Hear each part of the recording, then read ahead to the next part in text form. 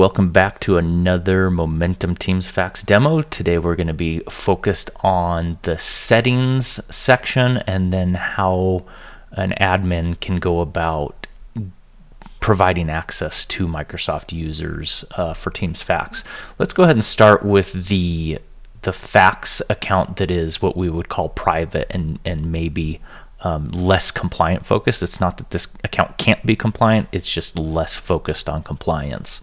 So in settings, most of the settings are not configurable in this particular account. We can see how the account was provisioned. So the top two being the Microsoft components that we need to provision this, and then the fax number that we associate to this particular account.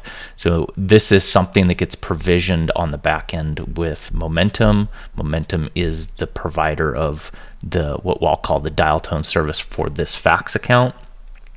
So this just kind of gets locked, right? The admin's going to determine who this is going to be assigned to, and then once it's assigned from a front-end application that we're looking at, it's locked. In this individual account, however, there is a little bit of flexibility on where we want to save those faxes. We give a couple different options, the OneDrive folder being the personal OneDrive folder of the account holder, so in this case my account. So if I select my OneDrive, we will then go out and create a Momentum app fax directory in that OneDrive folder, and that's where we will organize the faxes and other documents that we're going to save there. The other option is the SharePoint site, where I can pick a SharePoint site. I happen to be in this demo account, I happen to be the admin, so there's tons of SharePoint sites in this list, but what I want to call out is that this list is rendered based on the person's permissions to SharePoint sites. So this user is only going to see the SharePoint sites that they have access to write data into or out of. Again, being an admin, I can see all of mine, but a regular user, they're going to be limited to the security and access controls that the Microsoft admin within the organization has set for that user. So anyway, this gives the individual fax account holder the ability to kind of choose where they want to send it. From a compliant perspective, obviously the data is being stored into Microsoft, so the data at rest is encrypted. From a Microsoft admin and security control, obviously the organization still can place compliant tooling around it to ensure that there is true compliance. It's just maybe not compliant in the fashion of you being able to, from an admin perspective, to lock to a specific storage space. We designed it this way because we have SMB businesses that maybe don't have the IT admins or even the MSPs to help them, and so we wanted to give them a little bit of flexibility to save their faxes to a location that they're familiar with. If we flip back over to what we call the shared fax account, or the group fax account, or the Teams channel fax account, and we go to settings, what you're going to see here is it's completely locked down from, again, what I'm going to call a compliant perspective.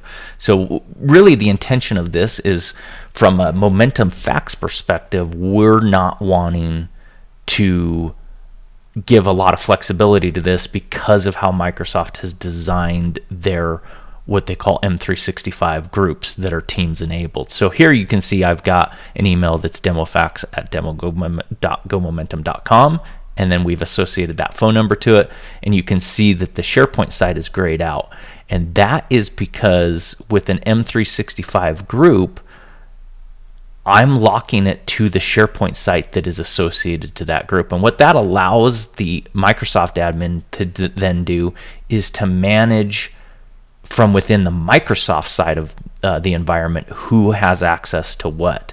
So if I pop open this and I come down to here's my demo fax team that I'm sitting in, and it adds the tab up here once you install the fax application. But as an admin, I can manage my team, and I can come over to my members. And so we've got two admins, myself and Neil, and then 22 members have access to this fax account. This allows them to then sign in against the application because we can associate that user to the group in the sign-in process that is the MFA SSO process that the admin has already established on the Microsoft side.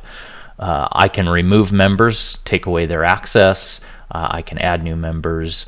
As soon as I add or remove, the visibility will automatically be reflected in the Teams channel. So if I remove a member from my channel, they're going to lose access to the channel altogether, which means they won't even have the opportunity to open that Teams fax application. As soon as I add a member, obviously they become a member. They see the group or the channel. They can then navigate to it, and they'll see the fax app tab, and they can go ahead and sign in and authenticate against that. All of that data shows up in Entra ID from a sign-in logging perspective. Obviously, it's out of scope of this demo, but admins can then go into the SharePoint side of things, and they can lock down users even further on what they can access within the SharePoint site. That is the settings section of Teams Fax.